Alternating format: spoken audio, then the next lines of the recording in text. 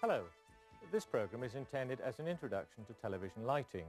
We shall look at the factors which affect the lighting treatment for a single artist, such as a newsreader or presenter. But first, why lighting? In this picture, there has been no attempt at modelling the shape of the subject or separating it from its surroundings. The overall effect is flat and typical of subjects illuminated by existing lighting. It does, however, create a particular atmosphere and should not be completely dismissed as unsuitable for television. Now, with this lighting change, we have the same scene which has been lit to model the subject to reveal its shape and form and separate it from its surroundings. The contrast has been enhanced by the lighting. This simple demonstration illustrates the difference between illumination and lighting, and one of the aims of lighting, namely to create the illusion of depth. Lighting is obviously to do with light, so let's begin by looking at light sources and their effects. Sources are referred to as hard or soft, depending on the type of shadow they produce. A hard source is one which behaves like a point source of light. It produces a single hard-edged shadow, and the sun is a good example of a hard source. This is a studio hard source. It's a Fresnel spotlight and produces uniform illumination over a wide beam when in its flood mode. The shape of the beam can be altered by means of these barn doors, or, if one wishes, one can alter the beam angle and spot the light. It should be noted that the spotting action increases the apparent size of the light source. It therefore becomes a softer source of light. And a soft source is one which behaves like a large area of light. It produces multiple overlapping shadows which result in a soft edge shadow. The sky on a completely overcast day is a fine example of a soft source which produces almost shadowless lighting. In practice, a soft source should be large in area and appear to be large from the artist's position. Unfortunately, large area soft sources are generally impractical in television studios. They are bulky and can get in the way, so a compromise has to be made in the size of such a source. Soft sources are typically like this one, producing a box of light about ½ a metre square. They may be used singly or in groups to give the effect of a large area. An alternative to this is to use the soft bounce technique, where one or more hard sources are bounced off a large area of whiteboard or reflector screen. Soft sources generally are difficult to control and the light goes everywhere. Well, next, where do we place our light or lights? It's worth examining the different effects achieved when we change the angle between the light source and the camera. In this picture, we see the subject lit from over the top of the camera. That is, no angle between the light and the cameras. As we would expect, we see very little in the way of shadows, very little modelling, and little texture revealed. If we move the light to one side, then we start to see some modelling and some texture. This increases as the angle between the camera and light source increases. It's worth noting how much more dramatic the picture becomes when our light source is moved upstage of the subject, and how clearly the many planes in the picture become separated by this light.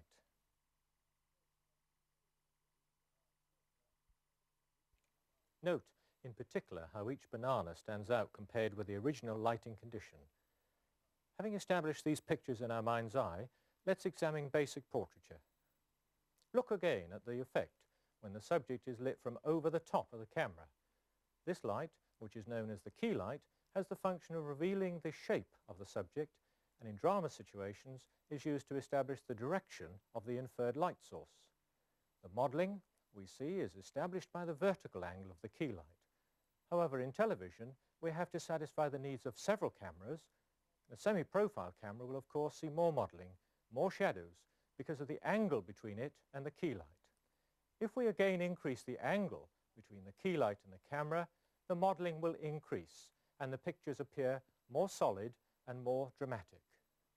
Note that the semi-profile camera needs to be positioned on the opposite side to the key light to see the modelling. If it had been placed on the same side as the key light, the effect would not have been so dramatic. So far, we have been lighting still subjects in isolation. Are there any technical considerations we should bear in mind when we start to light the presenter? The technical requirements can be summarized as illumination, color temperature, and contrast ratio. This graphic summarizes the illumination required for current cameras. The nominal working aperture changes with the tube size to maintain similar depths of field.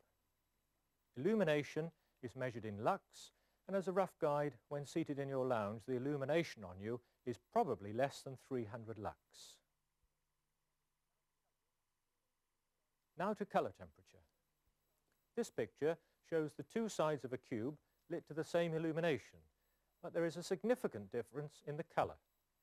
Clearly we need to get the color of our light correct as well as the illumination.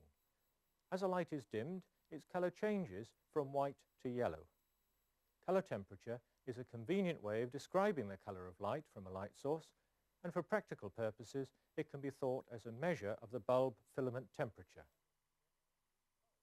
For portraiture, we can tolerate up to plus or minus 150 Kelvin deviations from our camera lineup color temperature of 2,950 Kelvin. A way of achieving greater flexibility in control is to use twin filament bulbs. For example, this one has 2.5 and 1.25 kilowatt filaments, which may be switched on the luminaire to give either 3.75, 2.5 or 1.25 kilowatts. Mixed lighting creates a problem when one has a situation lit with mixed lighting, that is daylight and tungsten. Then filters like these should be used to produce either an all tungsten or all daylight environment. Color cameras can handle about 30:1 range of scene contrast, and this graphic shows the television dynamic range.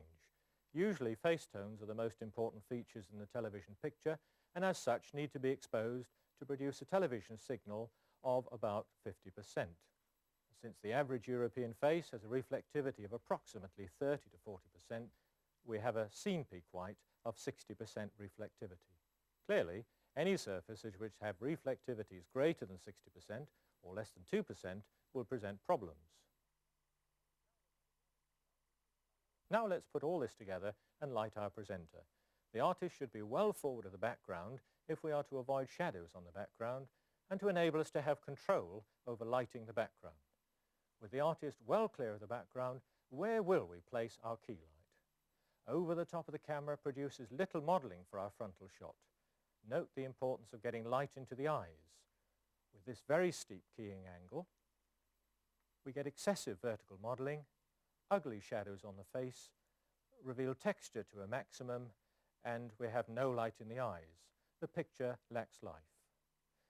Generally, the vertical keying angle should be less than 45 degrees from the horizontal.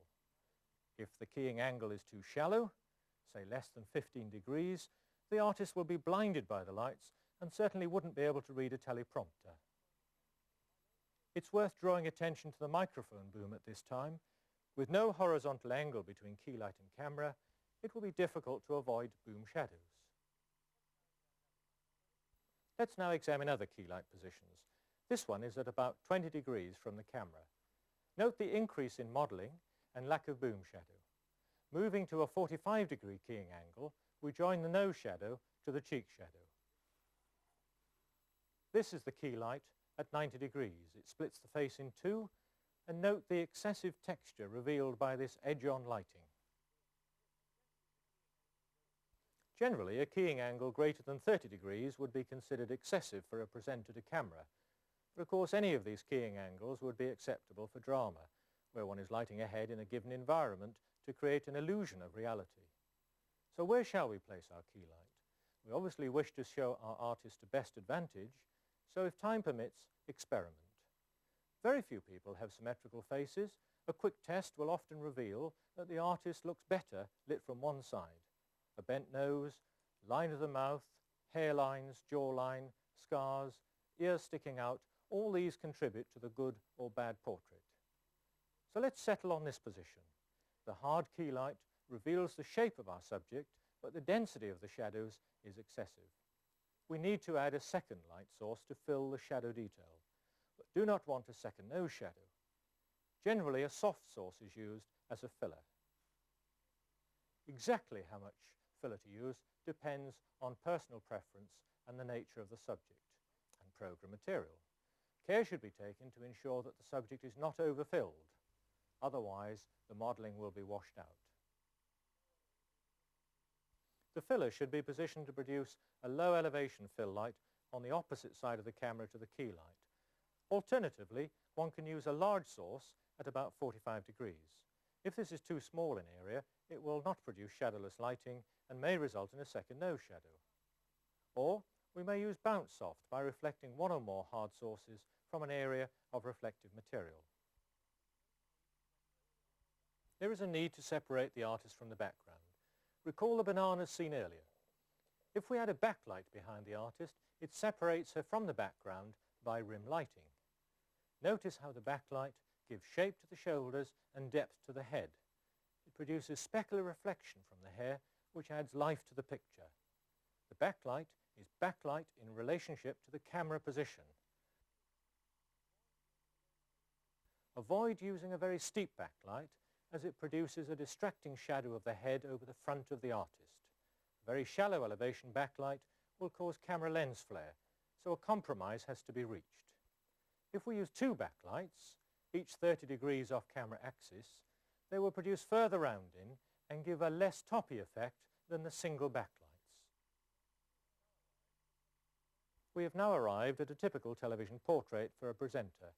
Three lights have been used: a key light, normally a hard source, to establish the shape of the subject, a filler, normally a soft source, to control the density of the shadows, and a backlight, normally a hard source, which gives depth to the subject and separates the subject from the background.